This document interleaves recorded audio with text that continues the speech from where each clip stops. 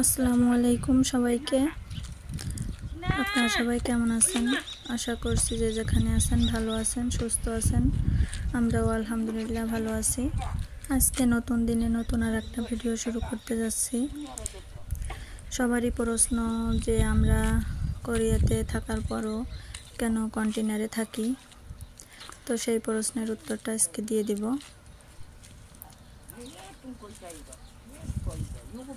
তো এটা হচ্ছে, আগে তো দেখলেন আপনারা বাড়ির বাহিরে কেমন দেখতে।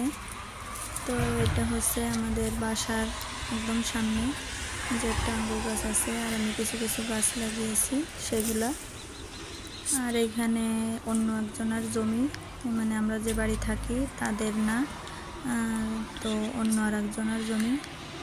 তো তারা আলু গাছ লাগাইছে। তো এখানে আমি গাঁদা ফুল গাছ লাগাইছি, বেগুন গাছ, মরিচ গাছ, কিছু কিছু গাছ লাগাইছি। তো এই যে হচ্ছে দরজা। অনেকে বলে যে তো উন্নত দেশে থাকার পরেও কেন কন্টেনারে থাকি। তো এখানে সাধারণত আপনাদের ভাইয়ার মানে ফ্যাক্টরি হচ্ছে কাছে, এই জন্যই থাকা।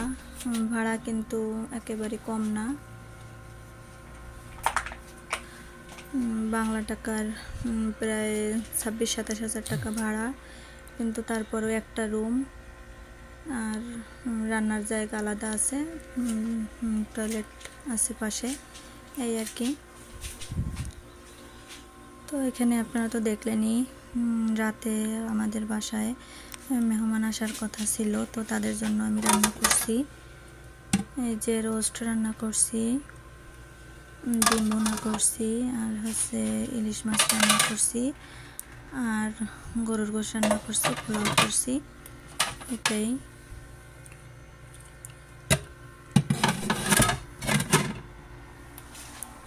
এখানে এত বেশি বাসাও পাওয়া যায় না। আগে যেরকম বাসা এত ফ্যামিলি আনতো না, এখন অনেকেই ভিসা পাওয়ার পরে ফ্যামিলি আনে, এই জন্য বাসাটা একটু কমই পাওয়া যায়। তাই আর দূরে দূরে বাসা পাওয়াও যায়, কিন্তু আমরা সেইখানে বাসা নেই, কারণ আমাদের এইখানে কাছে সব কিছুতে সুবিধা, এই জন্য যে 2 জন মানুষ, তো সমস্যা হয় না আমাদের। তো লাস্টে দেখিয়ে দিব যে আপনাদের ভাইয়ার মানে ফ্যাক্টরি একদম আমাদের বাসা থেকেই দেখা যায়।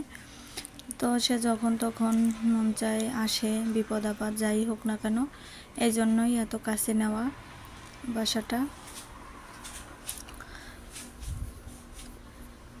তারপরেও এখানে তো বিদেশের বাড়ি, আমরা তো সারা জীবনের জন্য স্থায়ী না, এই জন্য এত মানে করিনি।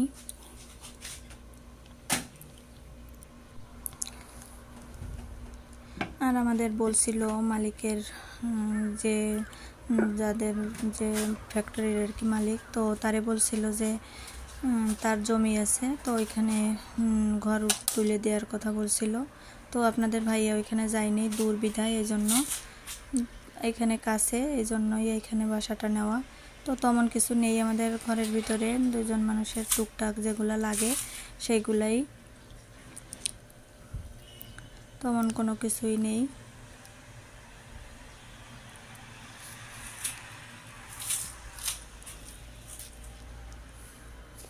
তো ওই দিনকে আমার বার্থডে ছিল, এই জন্য সে একটু এই যে করছে, তো অন্য আর কোনো কিছুই না।